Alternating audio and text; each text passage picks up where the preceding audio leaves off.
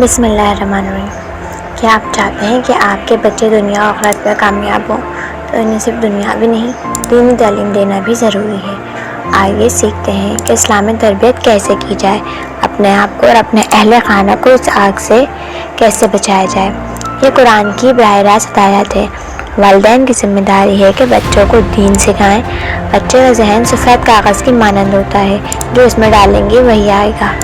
نبی کریم صلی اللہ علیہ وآلہ وسلم نے بچوں کو نرمی اور محبت سے سکھایا، جبر کی سختی سے نہیں بلکہ عمل سے مثال قائم کی۔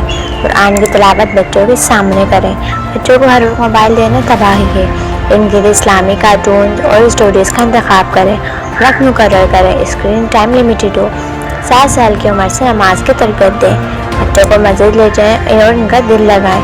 جمعے کو ماحول بنائیں عبادت کا۔